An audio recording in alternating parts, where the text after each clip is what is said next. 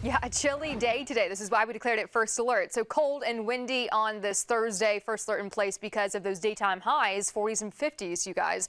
And those overnight temperatures in the 30s. Many of us even stepping out to the 30s here currently. Spartanburg was at 34 degrees. You can see that upslope snow coming in on our way too. So we're going to see mountain snow areas next to the Tennessee state line having the best chance later on today and then even through tomorrow morning. Let's start with our temps though today. In general, upstate, sunny. This is great news, but chilly. 40s here still from 8 o'clock this morning, and then the mid-50s later on. Gusty winds though. This is going to be this change of pace for us. It's going to be similar to yesterday, maybe cranked up a little bit by this afternoon. This is a look for the upstate with winds around 25 to 30 miles per hour from late morning into the early afternoon, gusting up to close to 40-mile-per-hour winds. So it could feel a little colder out there for some of us. Therefore, feeling like the 20s this morning in portions of, well, western North Carolina, next to the Tennessee state line, even upwards towards Bakersville.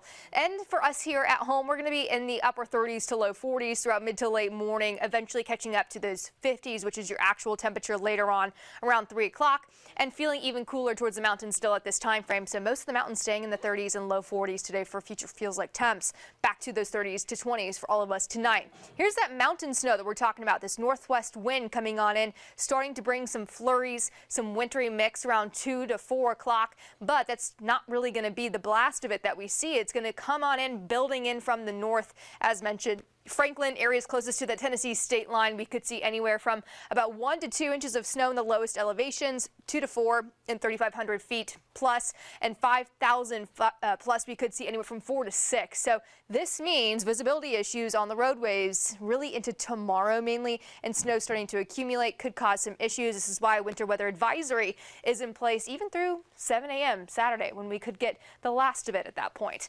Starting to warm up though into the weekend. Not the first half of it, but the second half. Highs will go from even cooler tomorrow, so low 50s with those overnight temperatures near freezing.